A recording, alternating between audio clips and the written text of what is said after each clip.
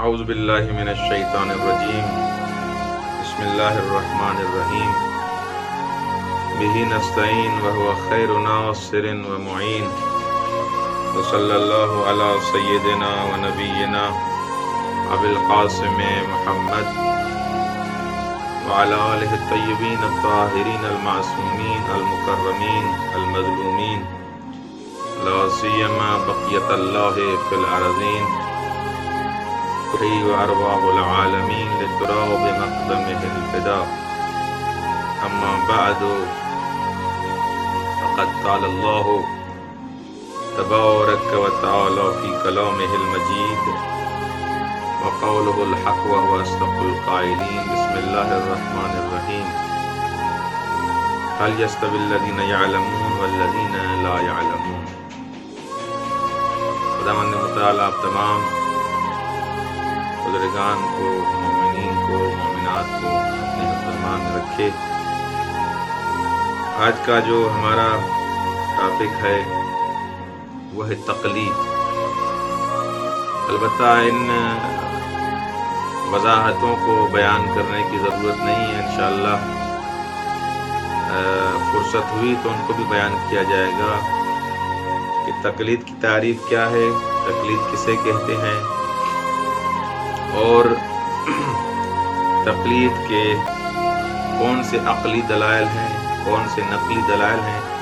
آیا روایات میں، احادیث میں تقلید کے بارے میں اہل بیت علیہ السلام نے کچھ بیان کیا ہے، بیان نہیں کیا، اور اس حساب سے کافی ساری دلائل قرآن و سنت میں موجود ہیں.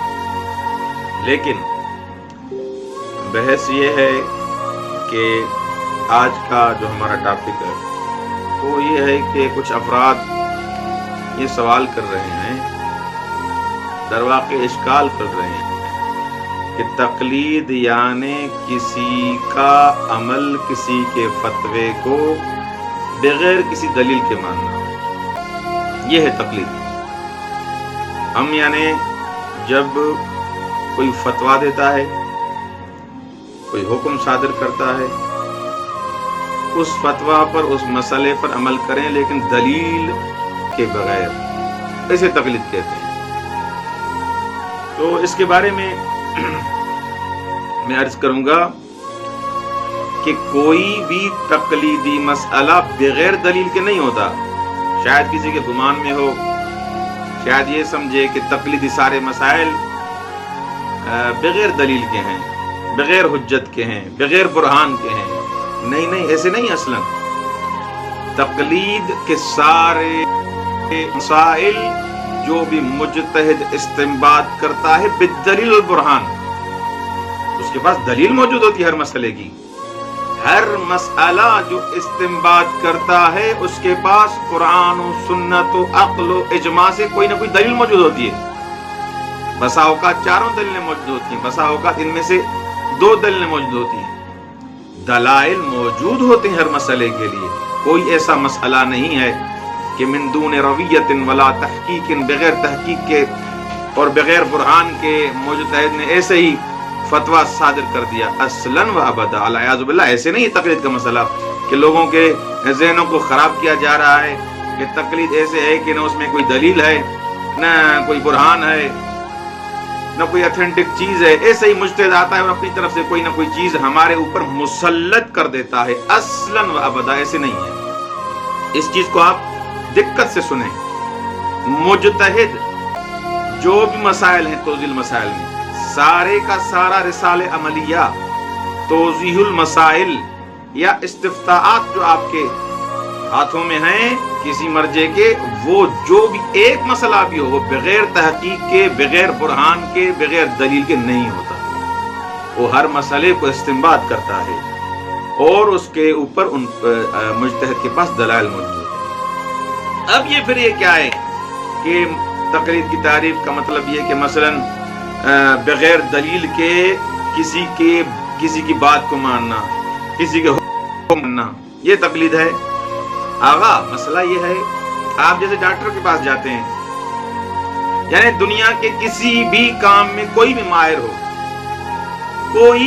ہو، میں فقط ڈاکٹر کی مثال دے رہا ہوں، آپ ڈاکٹر کے پاس جا رہے ہیں تو ڈاکٹر نے آپ کے لیے جو دوا تجویز کی کہ آپ کو یہ بیماری ہے، مثلا بخار ہے یا کوئی اور مسئلہ ہے، آپ کو یہ دوائی کھانی چاہیے، تو آپ نے اس دستور کو، اس کے حکم کو جو اس ڈاکٹر نے لکھا پرچی پر، یہ جا کے اسٹور سے یہ دوائی جا کے لو، بغیر دلیل کے مان لیا آپ نے کوئی دلیل مانگی نہیں ہے۔ اچھا، کچھ ڈاکٹر ایسے یعنی اتنا تو بتاتے ہیں کہ آپ کو یہ بیماری ہے، اس اسٹیج پر ہے، اتنے پرسنٹیج ہے، آپ کے ریڈ جو خون کے اجزاء ہیں وہ اتنے ہیں، وائٹ اتنے ہیں، گلوبل اتنے ہیں، فلاں ٹیشوز وغیرہ، یہ سارے مسائل آپ کے اتنے ہیں، اتنا بتاتے ہیں۔ لیکن جو فنی سارے مسائل ہوتے ہیں، جو بالکل وہ مسائل جو اسپیشلسٹ ڈاکٹری جانتے ہیں، وہ فن جو ڈاکٹری جو پڑھا ہے وہی جانتا ہے، تو فقط اس کو ہی پتا ہے، وہ آپ کو نہیں بتائے گا۔ کیوں نہیں بتائے گا؟ آپ سے دشمنی ہے؟ نہیں، اس لیے نہیں بتائے گا کہ آپ کو ان کا پتہ نہیں چلے گا، آپ ان چیزوں جاہل ہیں۔ اگر بتائے گا بھی صحیح تو کوئی فائدہ نہیں ہوگا۔ تو مجتہد بھی جو آپ کو مسئلہ بتاتا ہے، اگر آپ کو دلیل بتا بھی دے، آپ کو پتہ نہیں چلے گا، آپ کو منابع کا پتہ نہیں چلے گا، آپ کو استنباط کے روال اور طریقے کا پتہ نہیں ہے کہ مجتہد کیسے جا کے ایک حکم شرعی کو استنباط کرتا ہے، اخذ کرتا ہے، آپ کو پتہ نہیں چلے گا۔ کیوں؟